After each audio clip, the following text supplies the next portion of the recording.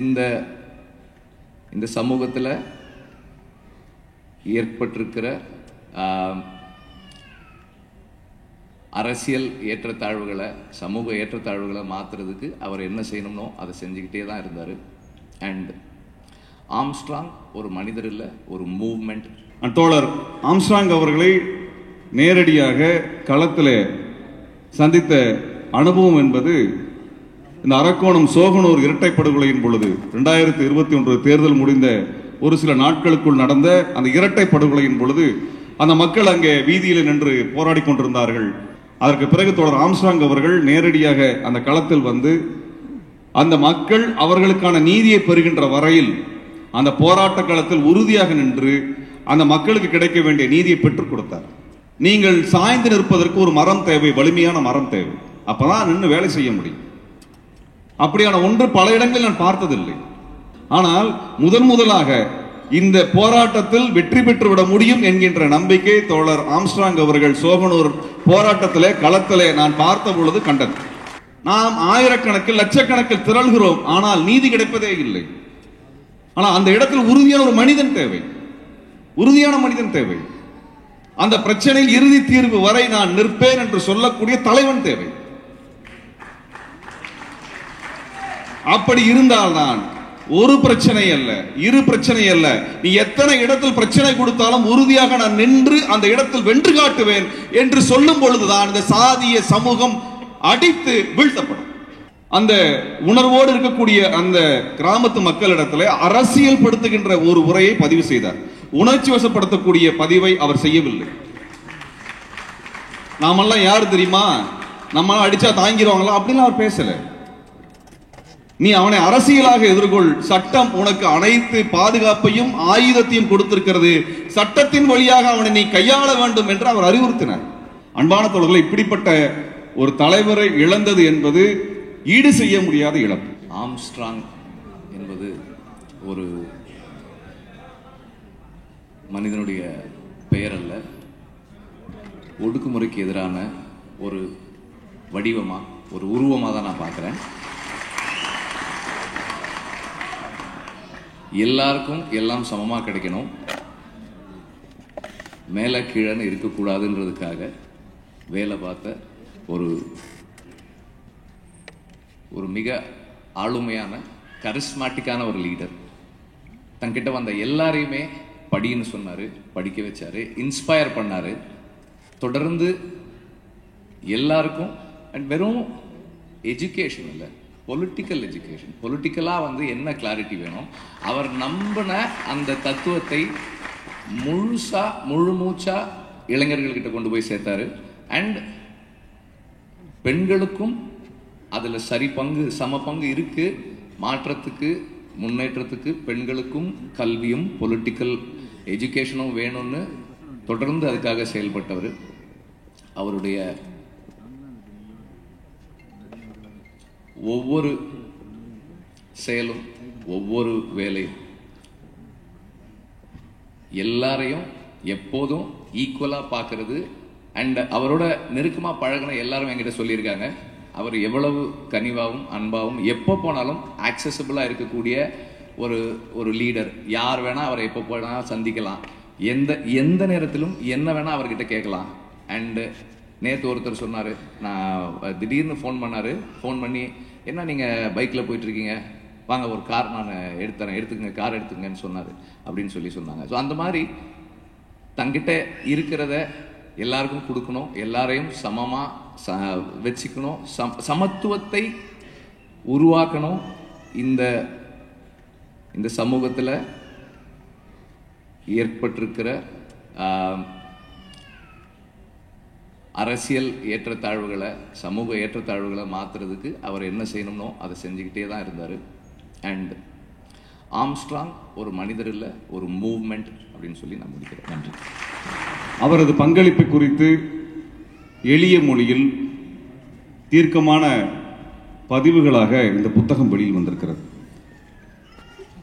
முத்துகிருஷ்ணன் அவர்கள் ஆம்ஸ்ட்ராங் அவர்களுடைய பல்வேறு போராட்ட களங்களை இந்த புத்தகத்தில் தொகுத்து கொடுத்திருக்கிறார். எளிய மொழிகளிலே ஒரு 10 வயது குழந்தை படிப்பதற்கு கூட புரியக்கூடிய வகையில் கொடுத்திருப்பது இந்த புத்தகத்தினுடைய சிறப்பாக நான் பார்க்கின்றேன். ஒரு தலைவரை இப்படித்தான் அடுத்த தலைமுறைக்கு கொண்டு செல்ல முடியும். அந்த வகையில் இந்த புத்தகம் மிகச் சிறப்பாக தொகுக்கப்பட்டிருக்கிறது. ஆகவே தோழருக்கு எனது வாழ்த்துக்களை தெரிவித்துக் கொள்கின்றேன். அன்பான தோழர்களே, இந்த சாதிய பாகுபாடு, ஒடுக்குமுறை, சாதிய வன்மம் குறித்த பல்வேறு நிகழ்வுகளுக்கு நான் பல ஊர்களுக்கு சென்ற பொழுதெல்லாம் எனக்கு இருந்த ஒரு பெரும் ஆதங்கத்தை நான் சமயத்தில் பதிவு செய்ய விரும்புகின்றேன். அந்த இடத்துல பார்த்தோம் என்றால் அந்த ஆதிக்கத்தை பார்த்த கோபமும்,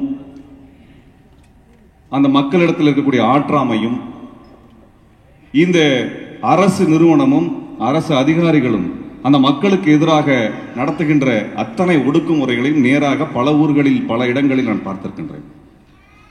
அந்த இடத்திலெல்லாம் இந்த மக்களை ஒன்று திரட்டி இவர்களுக்கு ஒரு நம்பிக்கையை கொடுத்து ஒரு போராட்ட சக்தியாக மாற்றி இந்த அதிகாரிகளை அச்சுறுத்தி வேலை வாங்க வைத்து சட்டத்தில் நமக்கு கொடுக்கப்பட்டிருக்கக்கூடிய பாதுகாப்பை அல்லது அதில் வழங்கப்பட்டிருக்கக்கூடிய நீதியை நிலைநாட்டுகின்ற ஒரு உறுதித்தன்மை அந்த இடத்தில் இருக்காது. எல்லாம் நாம் பேசுவோம், நாம் கொள்கை புரிந்தவர்களாக இருப்போம், சித்தாந்தங்களை வாசித்து விவாதித்து தெளிந்தவர்களாக இருப்போம், அமைப்பாக இருப்போம், உறுப்பினர்களாக இருப்போம். ஆனால் ஏதோ ஒன்று அந்த இடத்துல இல்லாமல் இருக்கும். அது என்னவென்றால், இந்த பிரச்சனைக்கு இறுதி தீர்வை பெறும் வரை நாம் உறுதியாக களத்திலிருந்து பின்வாங்குவதில்லை என்கின்ற அந்த முனைப்பும் அந்த உறுதியும் அந்த இடத்தில் இல்லாமல் இருப்பதை ஒவ்வொரு இடங்களில் நான் பார்த்திருக்கின்றேன். தோழர் ஆம்ஸ்ட்ராங் அவர்களை நேரடியாக களத்தில் சந்தித்த அனுபவம் என்பது இந்த அரக்கோணம் சோகனூர் இரட்டைப்படுகொலையின் பொழுது 2021 தேர்தல் முடிந்த ஒரு சில நாட்களுக்குள் நடந்த அந்த இரட்டைப்படுகொலையின் பொழுது அந்த மக்கள் அங்கே வீதியில் நின்று போராடி கொண்டிருந்தார்கள். தோழர் தாஸ் அவர்கள் அந்த போராட்ட களத்தில் மக்களை ஒருங்கிணைத்துக் கொண்டிருந்தார். அன்று அந்த போராட்ட களத்தில் சென்று அங்கே எங்களது தோழர்களோடு போராட்டத்தில் பங்கெடுத்த பொழுது தோழர் தாஸ் அவர்கள் எப்படியெல்லாம் அந்த மக்களை உற்சாகப்படுத்தி நம்பிக்கையூட்டி போராட்டத்துக்கு தொடர்ச்சியாக வழிநடத்துவதும், இன்னொரு புறத்திலே காவல்துறையினுடைய அடக்குமுறைகளை எல்லாம் எதிர்த்து நிற்பதும் துணிந்து நிற்பதுமான அந்த வழிகாட்டுதல்களை எல்லாம் அவர் தோழர் ஆம்ஸ்ட்ராங் அவர்களிடமிருந்து பெற்று நகர்த்தி வந்ததை நேரில் பார்த்தேன். அதற்கு பிறகு தோழர் ஆம்ஸ்ட்ராங் அவர்கள் நேரடியாக அந்த களத்தில் வந்து அந்த மக்கள் அவர்களுக்கான நீதியை பெறுகின்ற வரையில் அந்த போராட்ட களத்தில் உறுதியாக நின்று அந்த மக்களுக்கு கிடைக்க வேண்டிய நீதியை பெற்றுக் கொடுத்தார். இது பல இடங்களில் நான் பார்க்க முடியவில்லை, பல இடங்களில் சாத்தியப்படுவதில்லை. தோழர் பாபா மோகன் அவர்கள் இங்கே சொன்னார்கள் அல்லவா, இந்த கோகுல்ராஜ் படுகொலை சம்பந்தமாக அதுல இயங்கக்கூடியவர்களுக்கு வெறுமன ஆதரவு தளம் நான் ஆதரிக்கிறேன் என்கின்ற அளவில் அல்ல, உங்களுக்கு பின்னால் உந்து சக்தியாக நான் நின்று கொண்டிருக்கிறேன் என்று சொல்லுவதற்கு ஒரு குரல் தேவை. நீங்கள் சாய்ந்து நிற்பதற்கு ஒரு மரம் தேவை, வலிமையான மரம் தேவை. அப்பதான் நின்று வேலை செய்ய முடியும். அப்படியான ஒன்று பல இடங்களில் நான் பார்த்ததில்லை, பல இடங்களில் நான் பார்த்ததில்லை. 2 வருடங்களுக்கு முன்பு பிரபாகரன் என்கின்ற ஒரு இளைஞனை இதே போல ஒரு மாற்று சமூகத்தினுடைய பெண்ணோடு அவர் திருமணம் செய்யக்கூடிய முடிவெடுத்த அந்த சமயத்தில் அந்த இளைஞன் படுகொலை செய்யப்பட்டான். அந்த வீட்டுக்கு சென்ற பொழுது அந்த வீட்டுக்கு அந்த இளைஞனுக்கு 3 தங்கைகள். மூத்தவள் அது அதிகபட்சம் அப்பதான் 12ஆம் கிளாஸ் முடிச்சிருப்பாங்க. வீடு என்ற ஒன்றே கிடையாது, மண் சுவர் மட்டும்தான் அங்கே எஞ்சி இருக்கிறது. அந்த குடும்பத்திற்கு நீதி கேட்பதற்கு கூட அங்கே ஆட்கள் கிடையாது. நமக்கு வருத்தமாக இருக்கிறது. நாம் இந்த துயரத்தை புரிந்து கொள்கிறோம், எதிர்கொள்ள வேண்டும் என்று விரும்புகிறோம். ஆனால் இயக்கமாக மக்களை திரட்டி அரசாங்கத்திடம் சண்டை போடுவதற்கும் சமூகத்திடம் சண்டை போடுவதற்கும் அதிகாரிகளிடத்தில் நமக்கான நீதியை பெற்றுக் கொடுப்பதற்குமான உந்து சக்தி கிடைக்கவில்லை. இப்படி பல இடங்களில் நான் சொல்ல முடியும், பல இடங்களில் நான் சொல்ல முடியும். ஆனால் முதலாக இந்த போராட்டத்தில் வெற்றி பெற்று விட முடியும் என்கின்ற நம்பிக்கை தோழர் ஆம்ஸ்ட்ராங் அவர்கள் சோகனூர் போராட்டத்திலே களத்திலே நான் பார்த்த பொழுது கண்டேன். நான் அவரை பாராட்ட வேண்டும் என்கின்ற இடத்திலிருந்து இதை இந்த மேடையில் நான் பகிரவில்லை. நேரடியாக களத்திலிருந்து இதெல்லாம் தீர்வுகளாக சாத்தியமாகும் என்கின்ற ஒன்றை நம்பிக்கையாக பெற்றனால தான் நான் இங்கே பேசுகின்றேன். ஏன்னா நம்மளுக்கு சட்டம் இருக்கிறது, சட்ட பாதுகாப்பு இருக்கிறது, சட்டத்தின்படி தான் அதிகாரிகள் நடக்க வேண்டும், காவல்துறை நடக்க வேண்டும், அரசியல்வாதிகள் அதை கடைபிடிக்க வேண்டும், கொள்கையாளர்கள் இருக்கிறார்கள், கட்சிகள் இருக்கின்றன, ஜனநாயகத்தை பேசுபவர்கள் இருக்கிறார்கள், எழுத்தாளர்கள் இருக்கிறார்கள், எல்லோரும் இருக்கிறோம். ஆனால் நீதி கிடைப்பதில்லை. எல்லோரும் இருக்கிறோம், ஆனால் நீதி கிடைப்பதில்லை. எத்தனை போராட்டங்கள், எத்தனை பிரச்சனைகள். நாம் ஆயிரக்கணக்கில் லட்சக்கணக்கில் திரள்கிறோம், ஆனால் நீதி கிடைப்பதே இல்லை. ஆனால் அந்த இடத்தில் உறுதியான ஒரு மனிதன் தேவை, உறுதியான மனிதன் தேவை. அந்த பிரச்சனையில் இறுதி தீர்வு வரை நான் நிற்பேன் என்று சொல்லக்கூடிய தலைவன் தேவை. அப்படி இருந்தால்தான் ஒரு பிரச்சனை அல்ல, இரு பிரச்சனை அல்ல, நீ எத்தனை இடத்தில் பிரச்சனை கொடுத்தாலும் உறுதியாக நான் நின்று அந்த இடத்தில் வென்று காட்டுவேன் என்று சொல்லும் பொழுதுதான் இந்த சாதிய சமூகம் அடித்து வீழ்த்தப்படும். அப்படிப்பட்ட ஒரு குரல், அப்படிப்பட்ட ஒரு அரசியல் தெளிவு தோழர் ஆம்ஸ்ட்ராங் அவர்களிடத்தில் நான் பார்த்திருக்கின்றேன். அந்த சோகனூர் சிக்கலிலே அந்த மக்களுக்கான நீதியை பெற்றுக் கொடுத்து அதற்கு பிறகு படத்திறப்பு நிகழ்வுகளிலே பங்கெடுத்த பொழுது அவர் உரையாற்றினார். இன்றும் என்னால் மறக்க முடியாத அந்த உரை, அதில் நான் கற்றுக்கொண்ட சில விஷயங்கள். அவர் அந்த இடத்திலே, அந்த இளைஞர்களிடத்திலே, அந்த உணர்வோடு இருக்கக்கூடிய அந்த கிராமத்து மக்களிடத்திலே அரசியல் படுத்துகின்ற ஒரு உரையை பதிவு செய்தார். உணர்ச்சி வசப்படுத்தக்கூடிய பதிவை அவர் செய்யவில்லை. நாமெல்லாம் யாரு தெரியுமா, நம்ம அடிச்சா தாங்கிடுவாங்களா அப்படின்னு அவர் பேசல.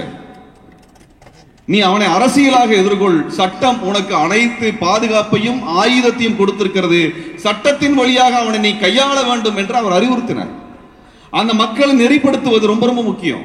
ஒரு சிக்கலில், ஒரு போராட்ட களத்தில் மக்களை நெறிப்படுத்தி அரசியல் படுத்தி அவர்களை ஒன்றுபடுத்தி வழிகாட்டி வெற்றி பெறுவது என்பது ரொம்ப முக்கியம். அது அந்த சமயத்தில் அந்த 3 நாட்கள் 4 நாட்களுக்குள் அந்த சிக்கல் முடிந்து விடுவது கிடையாது. அது நாட்கணக்கில், வாரக்கணக்கில், மாத கணக்கில், ஆண்டு கணக்கில் தொடர்ந்து கொண்டு இருக்கும். அப்படி என்றால் அரசியல் உறுதியும் தெளிவும் நிதானமும் தேவை. அதை அவர் அந்த இடத்துல அந்த மக்களுக்கு கற்றுக் கொடுத்துக் கொண்டிருந்தார். நீ 2 கொலை விழுந்துருச்சுன்னா நீ போய் திரும்ப கொலை பண்ணிட்டு இருக்காங்க. அதுக்கப்புறம் உனது குடும்பம் பாதிக்கப்படும், அங்கே 2 குடும்பம், இது தொடர்ச்சியாக பழியாக மாறி மாறி நடந்து கொண்டிருந்தால் பிரச்சனை தீராது. ஆனால் சட்ட ரீதியாக அவனை நீங்கள் நீதிமன்றத்தில் நிறுத்தி தண்டனை வாங்கி கொடுத்தீர்கள் என்றால் அது அனைவருக்கும் ஒரு பாடமாக அமையும். அதன் மூலமாகத்தான் நீங்கள் இந்த சாதியத்தை ஒழிக்க முடியும். அங்கே எதிரியாக அவர் முன்னிறுத்தியது சாதியை ஒழிய அங்கே கொலை செய்த தனி மனிதர்களை அல்ல, தனி மனிதர்களை அல்ல, அங்கே சாதியைத்தான் எதிரியாக முன்னிறுத்தினார். அந்த உரை ரொம்ப ரொம்ப முக்கியமான உரை. அவையெல்லாம் புத்தகமாக மாற்றப்பட வேண்டும் என்ற விருப்பத்தையும் இச்சமயத்தில் நான் தெரிவித்துக் கொள்கின்றேன். அவையெல்லாம் புத்தகமாக மாற்றப்பட வேண்டும். ஏனென்றால் இங்கே யார் எதிரி, எது எதிரி, எதை எப்படி வெல்வது என்கின்ற சூத்திரம் தெரியாத காரணத்தினால்தான் நமக்கு சட்டங்கள் இருந்தாலும் அதை பாதுகாக்க வேண்டிய பொறுப்புகள் கொண்ட அதிகாரிகள் இருந்தாலும் நம்மால் வெல்ல முடியாமல் போய்விடுகிறது. அந்த சூத்திரத்தை தோழர் ஆம்ஸ்ட்ராங் அவர்கள் போகிற இடங்களில் எல்லாம் கற்றுக் கொடுத்தார்.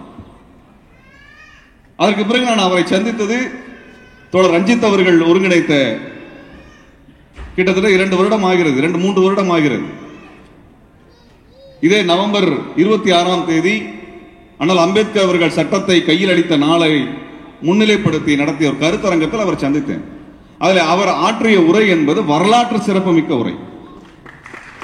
அது ஏன் வரலாற்று சிறப்பு மிக்கது அப்படின்னா, அண்ணல் அம்பேத்கர் அவர்களை பாராட்டி பேசுவதல்ல, போற்றி பேசுவதல்ல, கொண்டாடுவதல்ல, ஆனால் அவர் ஏன் கொண்டாட வேண்டும் என்கின்ற வரலாற்று பின்புலத்தை சொல்லுவதுதான் அவருடைய சிறப்பு. அதைத்தான் ஆம்ஸ்ட்ராங் அவர்கள் போரிடத்தில் எல்லாம் செய்தார். அவர் அலங்கார பேச்சுக்கு சொந்தக்காரராக நான் பார்க்கவில்லை. உணர்ச்சி வசப்படுத்தக்கூடிய ஒரு அடுக்குமொழியை பேசக்கூடியவராக நான் அவரை பார்க்கவில்லை. அறிவார்ந்த, தெளிந்த, அரசியல் படுத்துகின்ற உரைதான் அனைத்து இடங்களிலும் அவர் வெளிப்படுத்தினார். சோகனூர் படுகொலையிலே அந்த வீதியிலே அந்த மக்களிடத்தில் நின்று பேசிய உரையில் ஒரு தெளிவு இருந்தது, அதில் ஒரு நிதானம் இருந்தது, அரசியல் படுத்தும் பண்பு இருந்தது. அதே ஒரு குரலும் அதே பண்படுத்தலும் அந்த அரங்கில், நீலம் ஒருங்கிணைத்த அந்த அரங்கிலும் அதே குரலைத்தான் அதே அளவில் ஆழத்தில் அவர் பதிவு செய்தார். அன்பான தோழர்களே, இப்படிப்பட்ட ஒரு தலைவரை இழந்தது என்பது ஈடு செய்ய முடியாத இழப்பு. ஏனென்றால் இன்றைக்கு அனைத்து சிக்கல்களை எதிர்கொள்ளக்கூடிய சமயத்தில் நாம் சட்ட ரீதியாக இதற்கான பாதுகாப்பை எல்லாம் வாங்கிவிட்டோம். சட்ட ரீதியாக எல்லா பாதுகாப்பும் நமக்கு இருக்கிறது. ஆனால் எப்படி நடைமுறைப்படுத்துவது? அரசு அதிகார வர்க்கம் முழுவதுமே சாதியமாக இருக்கக்கூடிய இடத்தில் இவர்களை உந்தி தள்ளி அந்த நீதியை பெற்றுத் தருவதற்கு நமக்கான ஒரு வலிமை வேண்டும். அந்த வலிமையும் பாதுகாப்பையும் உற்சாகத்தையும் உறுதியையும் நமக்கு கொடுத்தவர் தோழர் ஆம்ஸ்ட்ராங் அவர்கள். அதுதான் அவர் நமக்கு கற்றுக் கொடுத்திருக்கிறார். நான் இந்த மேடையிலே உங்களிடத்தில் வேண்டுவது, அவர் கற்றுக் கொடுத்த அந்த வழிமுறை பலத்தை எந்த இடத்தில் பயன்படுத்த வேண்டும், எந்த இடத்தில் பயன்படுத்தக்கூடாது, அறிவை எந்த இடத்தில் முன்னுக்கு நகர்த்த வேண்டும், எந்த இடத்தில் சட்ட ரீதியாக நடவடிக்கை எடுக்க வேண்டும், எப்படி மக்களை அரசியல் படுத்த வேண்டும் என்று அனைத்தையுமே அவர் செய்து காட்டியிருக்கின்றார். சொல்லி செல்லவில்லை, நடத்தி காட்டியிருக்கின்றார். அவர் ஒரு 1000 ஆம்ஸ்ட்ராங்குகளை உருவாக்கக்கூடிய பேச்சுக்களை பேசியிருக்கிறார், செயல்பாடுகளை நடத்தி காட்டிருக்கிறார். அந்த வகையில் ஒரு 1000 ஆம்ஸ்ட்ராங்கள் இந்த மண்ணில் எழ வேண்டும் என்ற பெருவிருப்பத்தை இந்த இடத்துல பதிவு செய்து தோழர் ஆம்ஸ்ட்ராங் அவர்களுக்கு எனது வீர வணக்கத்தை பதிவு செய்து விடைபெறுகிறேன். நன்றி, வணக்கம்.